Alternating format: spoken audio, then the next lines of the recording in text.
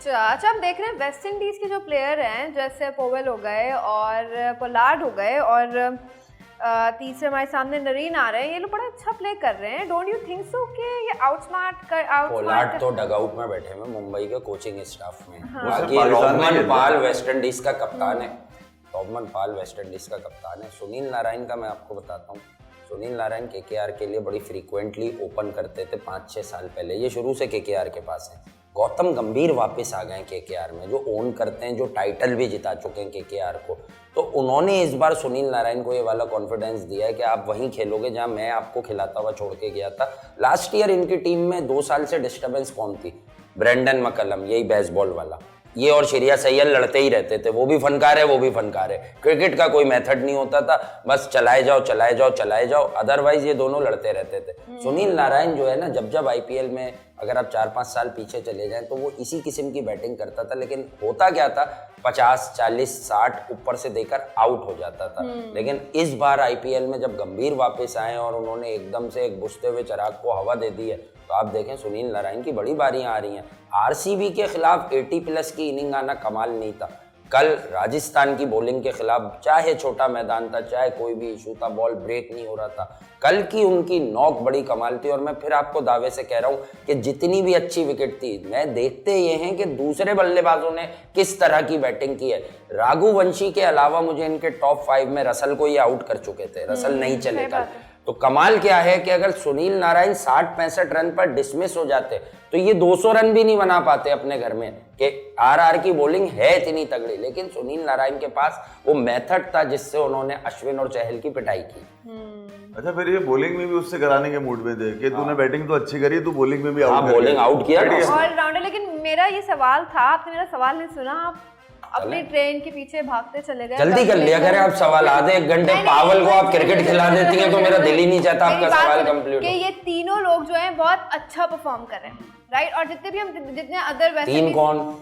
और जितने भी पावल, पोलार्ड हटाए इसमें से, हिटमायर लाए अंदर। अच्छा, हिटमायर को लिया। जितने भी हम वेस्ट इंडीज प्लेयर्स हैं, रोमारियो, शेफर्ड की हम बात कर रहे हैं, अगर हम तमाम तर प्लेयर्स को लिया है तो they are playing well in IPL. World cup है इनके घर में। Exactly, that was my question कि भाई अगर ये लोग इतना अच्छा प्ले कर रहे हैं तो ऐसा ना हो कि बाकी तमाम तर टीम्स को ये लोग आउटस्मार्ट कर दें T20 वर्ल्ड कप में। और इनके पास एडवांटेज भी है, let me complete my question please, कि इनके पास ये एडवांटेज भी है कि वेस्ट इंडीज में ही हो रहा है और अमेरिका में भी हो रहा है। व्हाट डू यू से? अमेरिका में तो खैर 2-3 मैचेस हो रहे हैं, वेस्ट इंडीज के तो मैचेस वेस्ट इंडीज के घर में हो रहे हैं। दूसरी बात अब मैं आपको बताता हूँ, देखें वेस्ट इंडीज एक स्मार्ट और स्ट्रॉन्ग कंटेंडर हमेशा से रहती है T20 क्रिकेट में।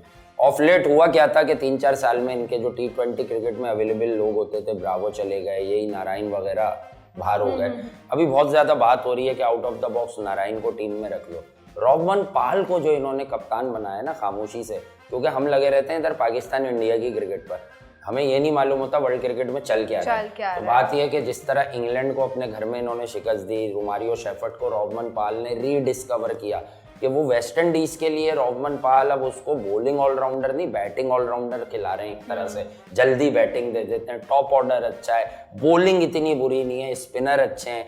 तो watch out for West Indies के, ये बड़ी डेंजरस टीम है। लेकिन on the other and Australia और साउथ अफ्रीका को भी आप मेगा इवेंट में राइट ऑफ नहीं कर सकते। एक होता है ना कि आप बिरयानी बनाने निकली हैं और आपके पास मसाला जो है खिचड़ी का है, तो इनके पास इंग्रेडिएंट्स पूरे हैं बिरयानी बनाने के ना, कि वाइट बिरयानी बनेगी। वैसे मसाले डलते नहीं डलते हैं मसाले, उसमें भी डलते हैं। अगर आप खिचड़ी सिर्फ नमक डाल, नहीं वो बीमारी वाली खिचड़ी की बात नहीं कर रहा, बीमारी वाली खिचड़ी की बात नहीं कर रहा मैं, स्पाइसी खिचड़ी भी बनती है। समझ गई मैं आपकी खिचड़ी कौन सी है। ये मसाला वो कह रहा है जो लहसुन की चटनी। आप खिचड़ा समझ गए, जो हलीम का जुड़वा भाई है। अच्छा, यही सवाल मैं आपसे भी करना चाहूंगी कि वेस्ट इंडीज के चांसेस हैं, डू यू थिंक? देखिए, मैं ये बताऊं, वेस्ट इंडीज हमेशा से इस फॉर्मेट में, खासतौर पे T20 में, इसकी परफॉर्मेंसेस हमेशा ऐसी रही है कि किसी भी टीम के लिए मुश्किल है।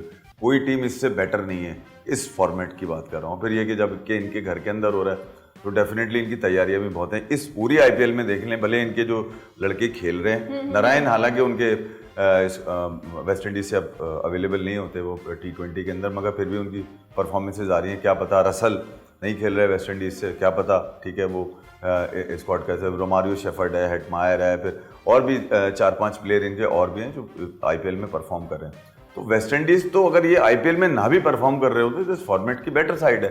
2016 ले लें, 2019 ले लें, मतलब इन्होंने T20 में हमेशा बेस्ट परफॉर्म किया है। तो कोई भी टीम खेलते हुए इनसे कितनी भी तैयारी हो उसकी, ठीक है, इसमें कराया नहीं है, इसमें मोती नहीं है, बहुत सारे खिलाड़ी ऐसे भी नहीं है। फिर इंडिया को आखिरी एक सीरीज मार भी चुके हैं, लास्ट जो इंडिया ने टूर किया T20I सीरीज का, हार्दिक पांड्या कप्तान थे, वो हार गए थे।